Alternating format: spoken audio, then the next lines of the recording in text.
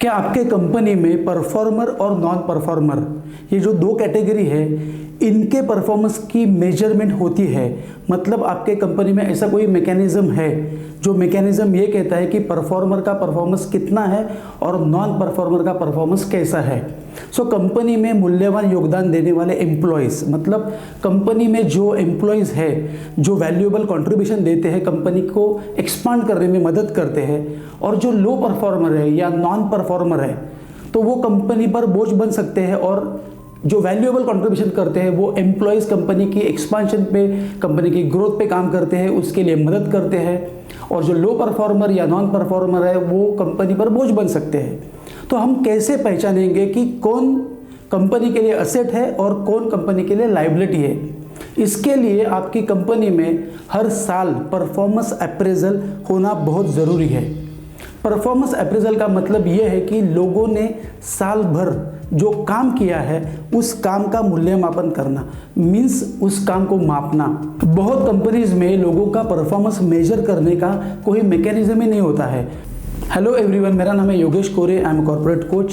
पिछले 22 सालों से मैं एक सक्सेसफुल बिजनेसमैन हूँ। आज हमारी कंपनी में 500 से ज़्यादा लोग काम करते हैं, हमारी 70 से ज़्यादा ब्रांचेस है, और आज तक मैंने मोर देन 15,000 एंटरप्रेन्योर्स, उनके लीडर्स, उनके मैनेजर्स और उनके सेल्स के लोगों को ट्रेनिंग दी है। तो अब हम देखेंगे कि परफॉर्मेंस अप्रेजल क्या होता है। Why performance appraisal is important? Performer लोगों के लिए हमारा एक्शन प्लान अलग होना चाहिए, और नॉन परफॉर्मर लोग जो कंपनी में होते हैं उनके लिए हमारा एक्शन प्लान अलग होना चाहिए। क्योंकि परफॉर्मर लोगों को या उनके मन में ये आ सकता है कि हम परफॉर्मर हैं, हम बहुत मेहनत करते हैं, और काम न करने वाले कंपनी में ऐश करते हैं। ये सेंटेंस याद रखो, बेटा झूठ बोल सकता है, डेटा नहीं। लोगों के परफॉर्मेंस का जो डेटा होता है वो कभी झूठ नहीं बोल सकता है।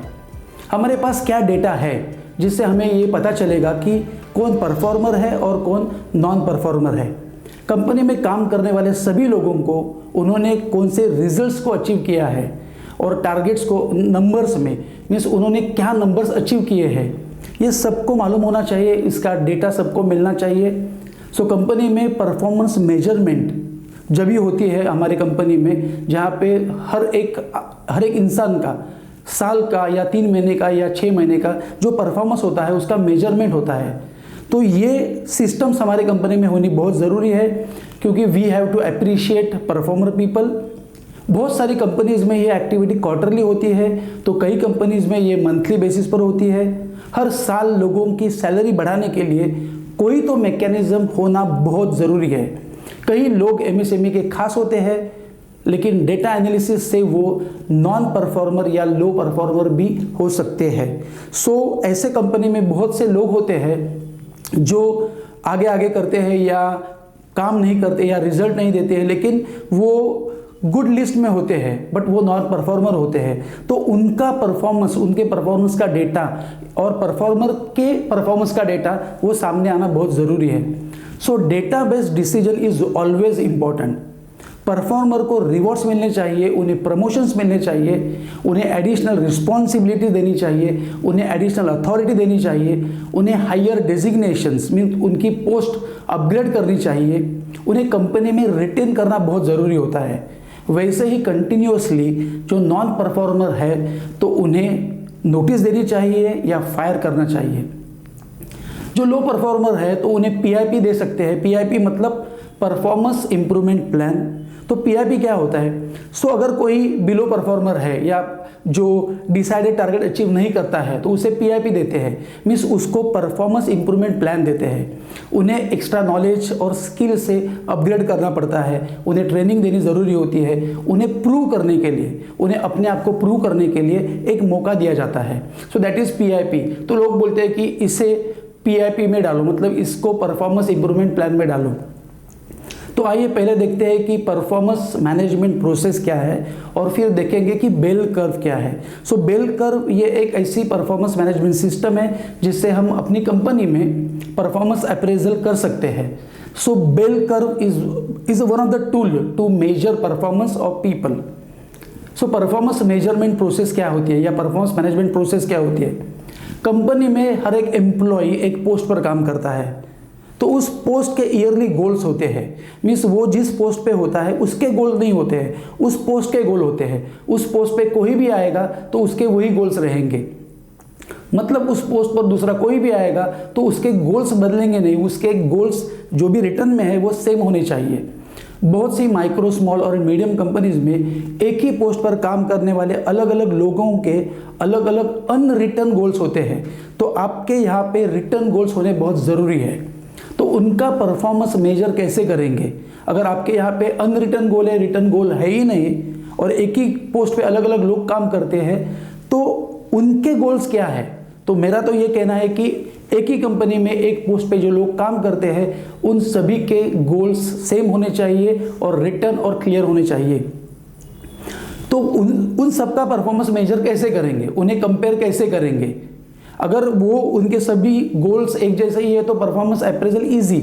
अगर परफॉर्मेंस अप्रेजल के लिए उनके गोल्स ही अलग अलग है, व्यक्ति के हिसाब से गोल अलग अलग नहीं होने चाहिए, पोस्ट के हिसाब से गोल सेम होने चाहिए। परफॉर्मेंस अप्रेजल का मतलब है साल भर में किए हुए काम का मूल्यमापन करना। परफॉर्मेंस अप्रेजल में लोगों के स्टैंडर्ड गोल्स पहले डिसाइड होते हैं और फिर बाद में उनके एक्चुअल गोल से कंपेयर करते हैं और उन्हें रैंकिंग देते हैं कि वो हाई परफॉर्मर है या एवरेज परफॉर्मर है या लो परफॉर्मर है या नॉन परफॉर्मर है।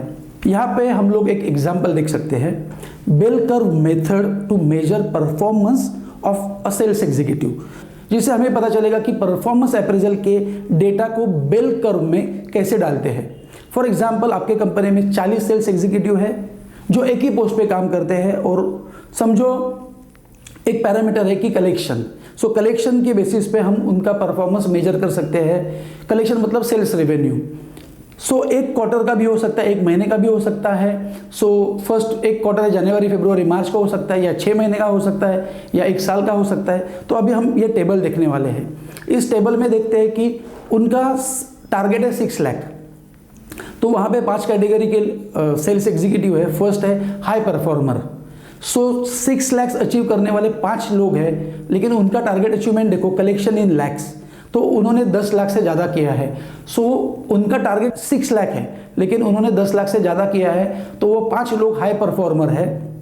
सेकेंड कैटेगरी परफॉर्मर है जो 5 लोग हैं, जो 6 और 7 लाख के बीच में है, तो ये परफॉर्मर 5 है। तो थर्ड कैटेगरी देखते हैं एवरेज।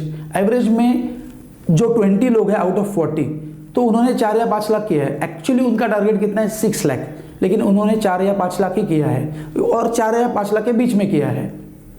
फिर फोर्थ कैटेगरी है लो परफॉर्मर। वहाँ पे 5 लोग हैं जिन्होंने 2 या 3 लाख के बीच में किया है, और ये 5 लोग हैं। सो ये 2 to 3 लाख, मतलब इनका टारगेट है 6 लाख, लेकिन ये टारगेट से बहुत पीछे है। सो ये लो परफॉर्मर है। और नॉन परफॉर्मर जो 5 लोग हैं जिन्होंने 2 लाख से भी कम टारगेट अचीव किया है। सो ये 5 कैटेगरी है। तो यहाँ पे हम एक ग्राफ देख सकते हैं। वहाँ पे एक एक्सिस पे लिखा है कि हाई परफॉर्मर 5 लोग हैं, फिर जो परफॉर्मर है वो 5 लोग हैं, फिर जो एवरेज है वो 20 है, लो परफॉर्मर 5 और नॉन परफॉर्मर 5। तो ये अगर हम लोग एक बेल कर्व में डालते हैं तो हमें ये पता चलता है कि कितने लोग ज़्यादा एवरेज में हैं, कितने लोग हाई परफॉर्मर है, कितने लोग परफॉर्मर हैं। मैंने यहाँ पर 5 कैटेगरीज दिए हैं। आपके कंपनी में 3 कैटेगरीज भी बना सकते हो। जैसे कि अगर आपको लगा कि top performer first category, average performer second, and third is low performer. Bell curve से स्टार परफॉर्मर सामने आते हैं जिन्हें हम रिवॉर्ड देते हैं। तो पार्शियलिटी नहीं लगती है, मतलब क्योंकि उनका रिजल्ट, उनका डेटा सामने आता है। मैंने कहा था कि डेटा झूठ नहीं बोल सकता है, बेटा झूठ बोल सकता है। जो 20 लोग एवरेज परफॉर्मर है, तो आपके कंपनी के या इंडस्ट्री के हिसाब से उन्हें परफॉर्मर या हाई परफॉर्मर करने के लिए जो स्टेप्स लेने हैं वो ले लो। मतलब ऐसा हम क्या कर सकते हैं जिससे उनका परफॉर्मेंस बढ़ सकता है और वो हाई परफॉर्मर बन सकते हैं। बेल कर्व के लिए क्या ज़रूरी होता है? आपके पास ऑर्गेनाइजेशन चार्ट होना बहुत ज़रूरी है, और उसमें हर एक पोस्ट के मेजरेबल गोल्स या मेजरेबल रिजल्ट्स होने चाहिए। सो सवाल ये उठता है कि बेल कर्व कभी बनना चाहिए। बहुत सी कंपनीज में बेल कर्व साल में सिर्फ एक ही बार बनता है। मेरा तो यही कहना है कि ये एक्टिविटी आप हर महीने कर सकते हो, या 3 महीने में, या 6 महीने में, या साल में कर सकते हो। अगर जो लो परफॉर्मर है या नॉन परफॉर्मर है तो उनका पगार हम परफॉर्मर या हाई परफॉर्मर लोगों को दे सकते हैं। इस प्रोसेस में कंटिन्यूअस नॉन परफॉर्मर लोगों पर हमारा पैसा, हमारा टाइम, हमारे एफर्ट तीनों भी वेस्ट होते हैं। बहुत बार ऐसा भी होता है कि लोग पहले हाई परफॉर्मर होते हैं, बाद में परफॉर्मर होते हैं, फिर एवरेज होते हैं, फिर लो परफॉर्मर होते हैं, फिर नॉन परफॉर्मर बन जाते हैं। इसमें हमारी कंपनी में बहुत साल काम करने से उनकी सैलरी बढ़ी हुई होती है, जो अब हम कभी भी कम नहीं कर सकते हैं, और उन पर रिस्पॉन्सिबिलिटीज भी कम होती है। सो हाई सैलरी वाले लोग, उनकी रिस्पॉन्सिबिलिटी कम होती है, और लो सैलरी वाले लोग, उनकी रिस्पॉन्सिबिलिटी भी उनके जैसी होती है, तो उनका आउटपुट भी सेम होता है। और इस दौरान जो लोग नए आते हैं तो उन्हें ऐसा लगता है कि वो आउटपुट देते हैं लेकिन उनकी सैलरी कम होती है। तो आप उन्हें पुराने लोगों के परफॉर्मेंस से अगर उनका परफॉर्मेंस मेजर करोगे तो आपको ये लगता है कि कम सैलरी में आपको बहुत अच्छे लोग मिल सकते हैं।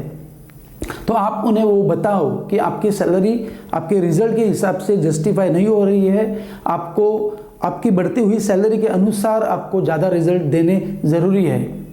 आप उनसे बात करके उनकी सैलरी कम कर सकते हो, या उन्हें जाने के लिए कह सकते हो, या उन्हें ये कह सकते हो कि आप नई जिम्मेदारियां ले लो, अच्छे अच्छे रिजल्ट दो, या हाई रिजल्ट दो, हाई परफॉर्मेंस दो।